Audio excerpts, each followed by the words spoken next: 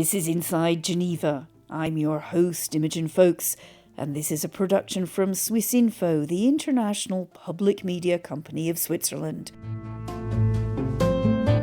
In today's programme, I see no objection. The resolution is adopted. Member countries of the World Health Organization have finalized an agreement on how to tackle future pandemics. It is a major step forward. I mean, just imagine if we failed.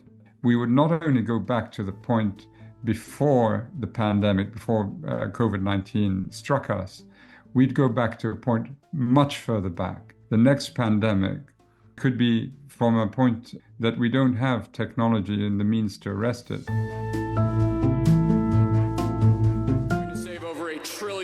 President Trump has issued a flurry of executive orders designed to cut back on U.S. environmental protection. We're up against a ticking clock. And even though we've enjoyed successes in the past, even though the renewables rollout is going rather well, it's all too little, too late from the point of view of avoiding genuinely dangerous degrees of warming. So, I mean, we need significantly greater levels of ambition than we were seeing even before Trump's re-election in November.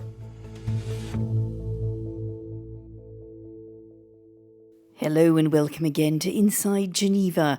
In today's programme, we've got two fascinating interviews for you, both of them reflecting the global crossroads we seem to be at. In the first, we talked to former UN Human Rights Commissioner Zeid Ra'ad al Hussein, who reflects on the challenges to multilateralism as the US pulls out of the Paris Climate Accord, but also some successes. The new pandemic treaty agreed just a few days ago at the World Health Assembly. Is the treaty a triumph for global cooperation at a time when so many populist leaders are telling us that sovereignty is all important? You need to give up sovereignty if you're going to have a system that works. We give power to a referee when we're playing football, because without the referee, it becomes like football when we were 6 or 7. We're all charging into each other and kicking each other in the shins and so forth. And so we decide to have a referee and we give them the power to blow the whistle, to adjudicate and award the points and give the penalties out. That's what we need to do in the international system. And then later in the programme, we talk to environmental journalist Peter Schwartzstein, who specialises in climate insecurity. He's the author of the book The Heat and the Fury on the Front Lines of Climate Violence. The best characterization of climate change's contribution to violence globally is it's basically applying tremendous pressure to whatever place or society's existing weaknesses are. And that's a big, big problem globally because we have so many fissures that can be exploited, from inequality to misinformation to corruption to state brutality. That's to come. But first, let's hear from Zeid Ra'ad al Hussein. Since finishing his term as UN Human Rights Commissioner, he has remained active in international affairs. He's Professor of the Practice of Law and Human Rights at the University of Pennsylvania. He's the founder of the International Peace Institute, and he's a member of the Elders, the body founded by the late Nelson Mandela to bring together global leaders to work for peace, justice, human rights, and a sustainable planet. Part of his work has included behind-the-scenes diplomacy, trying to bridge differences in the negotiations over that pandemic treaty, because although everyone agrees we don't want to be unprepared for another pandemic, we don't agree exactly how. The treaty did unite countries around the need for global cooperation, but a key element still has to be ironed out on pathogen access and benefit sharing. In other words, what countries can expect to get, vaccines and treatments, for example, in return for sharing data on any new viruses emerging in their territory. So, when I talked to Zeid, I began by asking him whether the treaty really was meaningful. It is a major step forward. I mean, just imagine, Imogen, if we failed, if this treaty was defeated at the World Health Assembly and didn't garner the requisite votes. I think there's a strong point of view, and I support it, that we would not only go back to the point before COVID-19 struck us, we'd go back to a point much further back. The next pandemic, and if you recall that 70% of the diseases we experience come from animals, the next pandemic could be from a point that we don't have technology and the means to arrest it. And let's say, for the sake of argument, it killed slowly but surely. We have no defenses. And so the argument that somehow this is, it's immaterial or whether we had it or not is, I think, very false. Also, what it does, which is really intriguing, is that it's really the leading edge of the wedge in terms of the data revolution. Because what we noticed in the negotiations is a very strong pushback, principally by the African countries, on this idea that they would make available their sequence data. They would sequence a mutation of, as they did with the Omicron variant of COVID, and they upload the genetic sequence data. And for this efficient and rapid action, they received precious little in the way of therapeutics, diagnostics, and vaccines. And they were like, wait a minute, we did our job, and what do we get in return in terms of vaccines? And so what they've done now is they've said, we're not going down that road again. If we're going to make data available, it's going to cost you.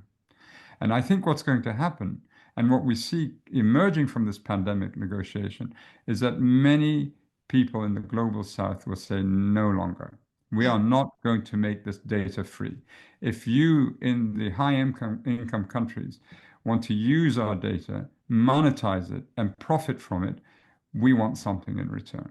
And what this negotiation has shown is that the global south is fed up. And the next phase in the negotiation is precisely this issue, is how to work out the details of the mechanism such that when sequence data is made available, that there is something in the form of a return. So you have been kind of involved in the behind the scenes diplomacy, talking to different member states about how it's important to have this treaty, and they bring their wishes to the table and so on. Give us a glimpse behind the scenes. How difficult has it been? Yes, we hosted, I think, about 9 retreats. We always had a partner in the form of a member state, but we brought most of the key negotiators to a site on the other side of Lake Geneva. And as one of the negotiators said, we provided them with a sort of therapy, because hitherto there was no organization that would take the negotiators out of the negotiating space and then work through what the problems were, why they were unable to actually negotiate. The first several rounds, there were no negotiations.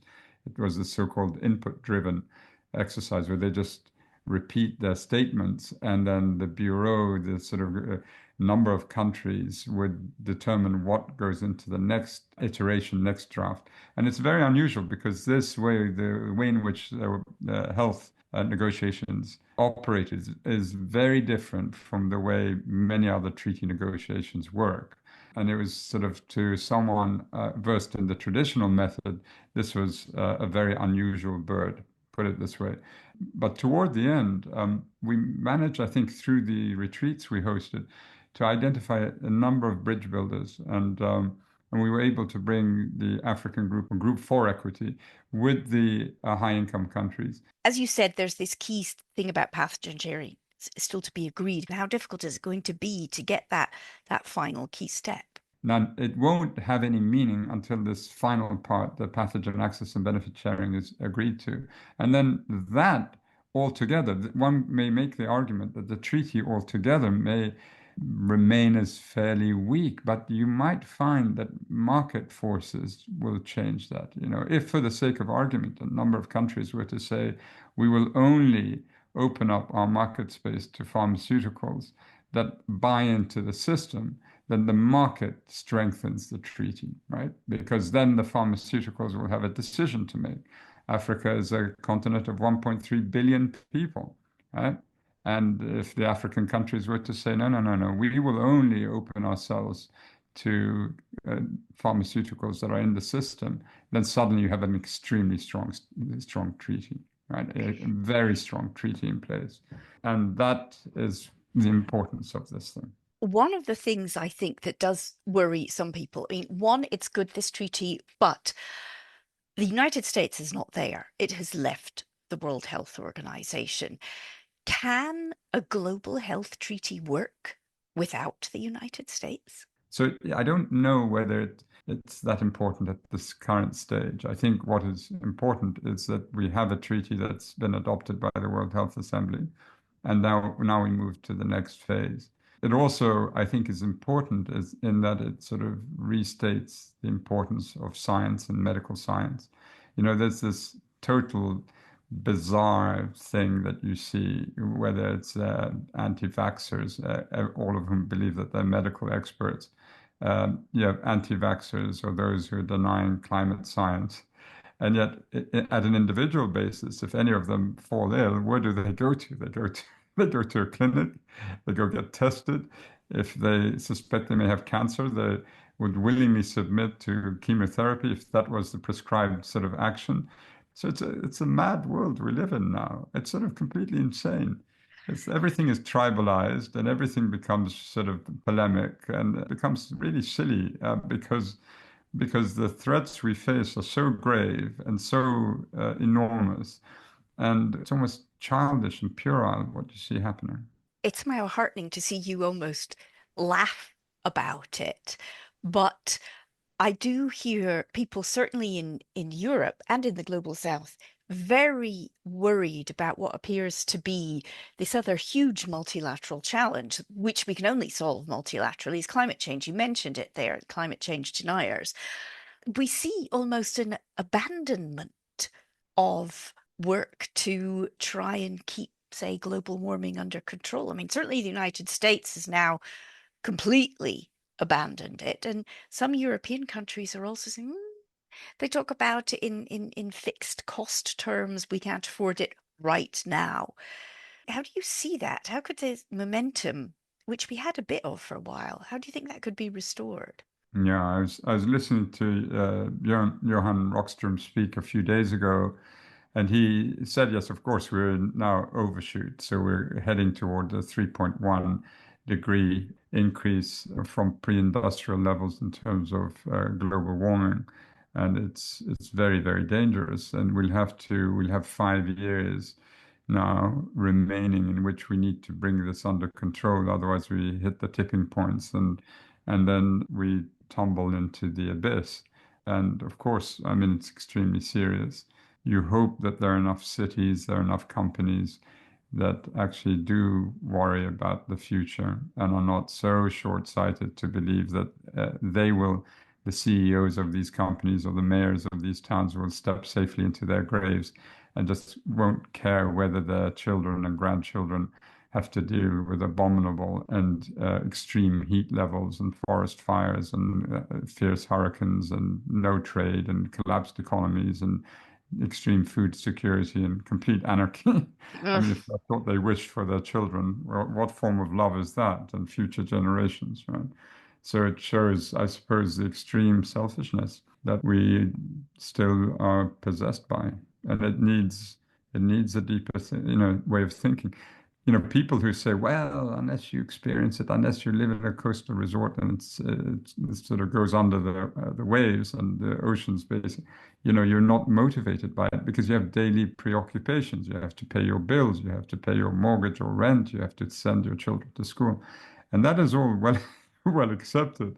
But, all of us know, for instance, that you don't have to have suffered from an air crash to know you don't want to be in one. Right? Your imagination is powerful enough to know that if you were to be in a plane that's falling out of the sky, it's horrible enough, and you do everything to prevent that from happening. Well, the planet is traveling through space, and it's going to crash soon. It sounds like you've kind of given up a bit on the political class then, but of course it is political leaders who represent member states at the United Nations. So where does that leave multilateralism if you think that class can't get together and solve? If you look at the UN Charter, nowhere is there consensus written into it. There's Article 18, which says every country has a right to vote, and you vote on everything. And that's what you do. And that's how you actually get to often a strong consensus, because countries in the minority who are trying to block on behalf of commercial interests, banks, or whoever they may be, would just be outvoted. You need to give up sovereignty in many of these respects if you're going to have a system that works.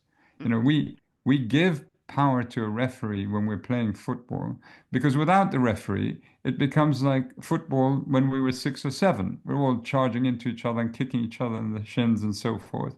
And so we decide to have a referee, and we give them the power to blow the whistle, to adjudicate and award the points and give the penalties out.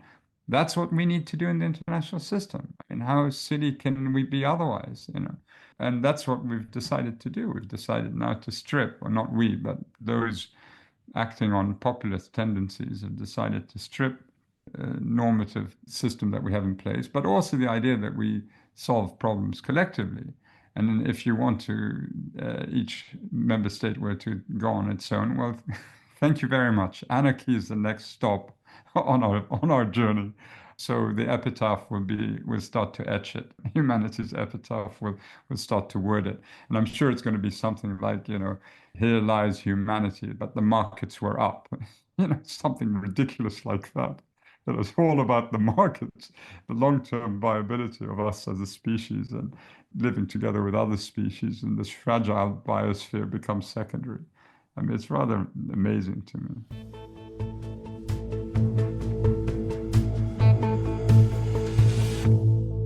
Zeid Ra'ad al Hussein there, lamenting what he called the stripping away of our systems of international cooperation, or global refereeing, as he so nicely put it. We did learn during the COVID-19 pandemic that global cooperation is vital. Viruses don't recognise borders. The pandemic treaty, modest though it is so far, is a sign perhaps that we have learnt a few lessons. But what about climate change? That knows no borders either. Our entire planet is warming, and yet the United States appears to be abandoning the work to tackle climate change and even removing all references to it from government documents. What does that mean when a world superpower actively denies what the vast majority of scientists see as a huge threat to our planet, even to our existence? I talked to Peter Schwartzstein. He's an environmental journalist, an independent climate security consultant, and author of The Heat and the Fury on the Front Lines of Climate Violence. I think for those of us in the climate space, as with those in so many other fields, the past few months have been one of continual, mostly very unhappy whiplash. In the climate space, the Trump administration is sort of going out of its way to kill both climate language, but also anything even tangentially related to climate programming.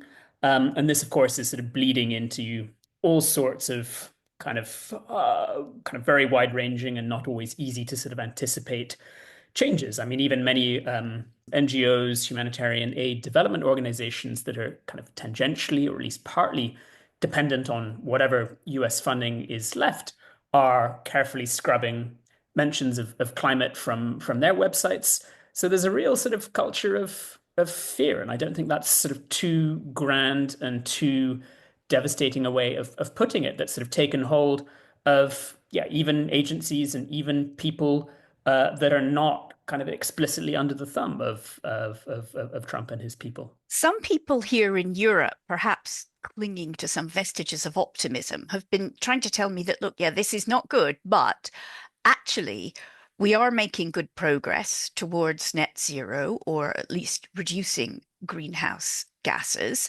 Is that optimism valid? Can other parts of the world keep going even if the supposed world's greatest superpower abandons ship? It's certainly true that emissions are not increasing at the same speed that they previously were, and that's a success that's not to be sniffed at. I mean, people forget that until the Paris Climate Agreement, we were on track for 5 or 6 Celsius worth of warming, as opposed to the roughly 3 Celsius of warming that we're on track for thus far. Now, it's hard on a certain level to construe that as success when even at 3 Celsius of warming is devastating in the extreme and will kind of likely change almost every part of the planet in ways that sort of locals struggle to imagine.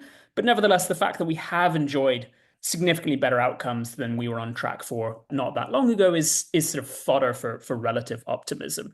Equally, and I mean, within the US, if you move kind of beyond the federal government, at a state level, at a city level, there's still a lot going on. So it's possible that even within the kind of big outsized beast that is the US, that it might not end up being quite as irretrievably bleak a story as it sort of currently looks from a DC perspective. But, and this is, I guess, the salient point, we're up against a ticking clock. And even though we've enjoyed successes in the past, even though the renewables rollout is going rather well, even though we're getting some pretty positive developments coming from China and to a certain but perhaps lesser extent from the EU, it's all too little, too late from the point of view of avoiding like genuinely dangerous degrees of warming. So, I mean, we need significantly greater levels of ambition than we were seeing even before Trump's re-election in November. So, unfortunately, I think there's a little bit more in the pessimist column for the time being, at least. You talk about it being too little, too late, given the kind of strategy we've got at the moment, which is already being weakened, in fact, not just by the United States. You, with your book, you have seen the consequences of that. And reading some parts of that, I was really interested that I thought I knew the link between climate change and conflict. I hear in Geneva, UN aid agencies, the World Food Programme, the Red Cross Federation, who deals with natural disasters, they talk about it a lot. And yet, the examples you were giving are much more, in some ways, subtle, perhaps below the radar. I'd really be interested in you telling our listeners a few of those. Absolutely. I mean, I've spent the past decade and a bit sort of, working to articulate both the extent of climate's contribution to violence, but most particularly also the manner in which climate contributes to sort of forms of conflict, large and small.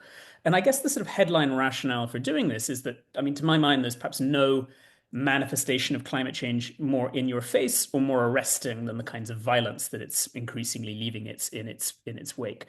And this violence takes many different forms. I mean, between about 2014 and 2017, I was heavily focused, sort of working across different parts of Iraq and Syria, trying to lay out how ISIS had benefited tremendously from collapsing agricultural conditions to bolster its ranks. The idea being that without kind of climate and wider environmental induced difficulties in farming areas, the group never would have been able to grow as large and as deadly as it soon became. But then, I mean, much of this sort of climate-related violence is much less headline grabbing, much less dramatic than massive jihadi groups sort of roving across patches of territory the size of Great Britain. Actually, the Bangladesh example is one that fascinated me. Tell our listeners about that, because I think this is something people perhaps would never have dreamt of. We know about rising sea levels. We know that it is reducing people's ability to fish or grow crops. But this particular development, hadn't expected. Absolutely. I mean, so I spent a chunk of time over the course of a bunch of different assignments working in southern Bangladesh. And my assignment, or at least my early ones, were targeted on kind of articulating some of the kind of forms of climate stress there that the average person across the world is perhaps relatively well acquainted with, the ways in which more and more people are losing their livelihoods to rising seas and ever stronger cyclones and a bunch of other climate stresses and shocks. But while I was working there, I, much to my surprise, came across one of these many low-level, localized, sort of geopolitically largely insignificant instances in which climate change contributes to violence. And that was that as rising seas sort of eat away at many of the fields on which sort of local farmers almost entirely depend, more and more of these people are kind of seeking alternative livelihoods, fishing in the long-time pirate-infested coastal waterways. And all of them are acutely aware of the dangers that come with plying their trade in these sort of classic bandit lairs, but they feel that really is their only option. But as the volume of kind of hostages, because that's the way in which the pirates mostly derive a living, as the volume of hostages has increased, so too has the number of pirates, because there's just so much available kind of human lucre that it's sort of worth the while of these groups to sort of tolerate the deep unpleasantness that comes with sort of negotiating jungle conditions and diseases and snakes and tigers and crocodiles and this kind of A to Z of complications. So yeah, just one of many, many examples that we see across the world in which, yeah, the lives of ordinary people are being rendered basically totally intolerable by a bunch of climate-related security challenges.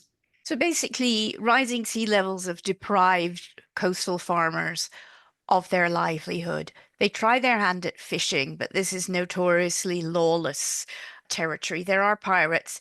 The pirates have now developed a new business mode, which is kidnapping the people who are trying to fish and extorting money from their families. So climate change is fueling insecurity, violence, and crime. It is. And I mean, perhaps the best characterization of climate change's contribution to violence globally is it's basically applying tremendous pressure to whatever place or society's existing weaknesses are. And that's a big, big problem globally because we have so many fissures that can be exploited, from inequality to misinformation to corruption to state brutality. And just the more intense that climate stresses become globally, the more pressure it is applying to these situations, which often need little encouragement to worsen. You're a journalist, so am I. Climate change now is increasingly, we see a lot of misinformation and disinformation and a revival of this idea, which we thought had been put to bed, that it doesn't really exist. It's our job to actually lay out the facts. How do you do that now? How would you compellingly tackle the misinformation? Yeah, I mean, I think it's one of these classic cases in which I'd be an exceedingly rich man if I had a strong answer to that one. I mean, I guess to sort of recast the question in a kind of slightly optimistic way, we know that the vast majority of people across sort of both rich and poor parts of the world both believe climate change to be real and are clamoring for climate action. I mean, recent studies suggest that about 89% of people globally want climate change to be tackled in some kind of meaningful way. Equally, we know that percentage tends to drop rather precipitously if people are told that, well, that action will come with a price tag and a cost that will potentially hit them personally for at least a period of time. All of which is to say that kind of misinformation, I think, is, in the broad scheme of things, a less sort of devastating obstacle than so many of us sometimes think. The trouble is, I think, that so many of our elected leaders, particularly in the US, have proven extra susceptible to misinformation and disinformation. And so I guess it's more the nature of the people that are kind of falling afoul of proverbial fake news than the sheer number that is problematic.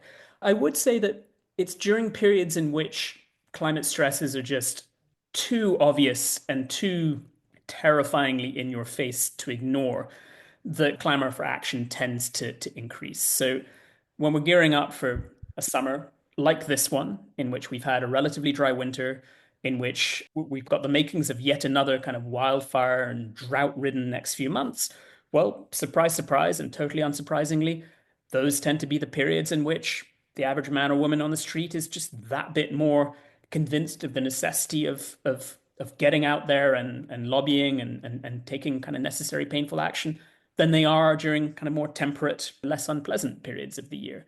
So while all of us kind of wish for a summer that's not characterized by the sorts of horrors that so many European summers increasingly have been, that may well be the necessary price in order to get various initiatives off the ground.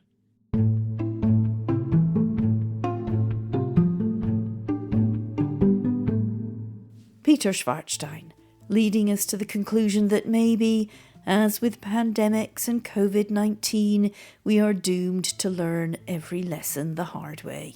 And that's it from this edition of Inside Geneva. We hope you enjoyed the programme. Do drop us a line at insidegeneva@swissinfo.ch to tell us what you think. My thanks to Peter Schwartzstein and Zeid Ra'ad al Hussein for their time and their analysis.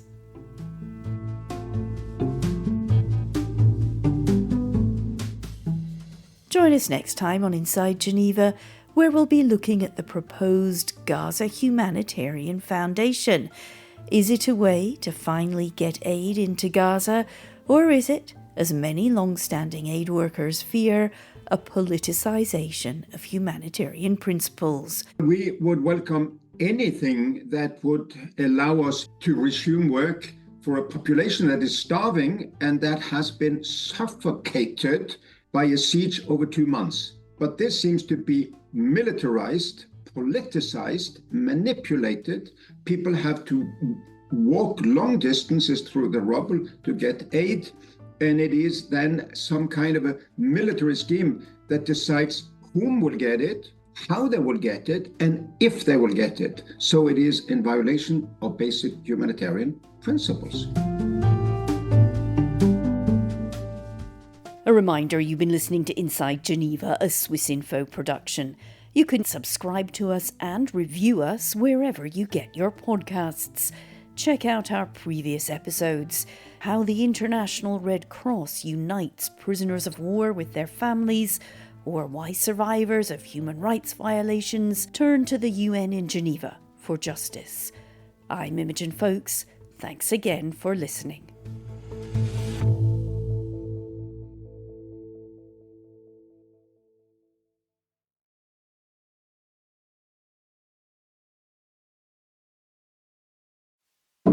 What would you do to protect your family? Becoming a parent definitely is a very emotional thing. How far would you go to protect them from future disease? You suddenly care about something more than you care about yourself, and we live in a world that is filled with things that can go wrong.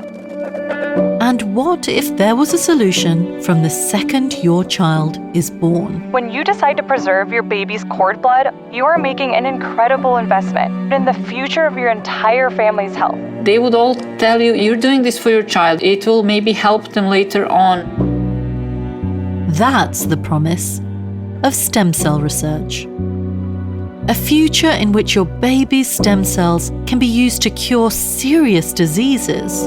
Today, newborn stem cells found in cord blood are being used to treat over 80 conditions. We'll keep those amazing cells safe for you, frozen in time. Vimos una luz al final del túnel. We saw a light at the end of the tunnel.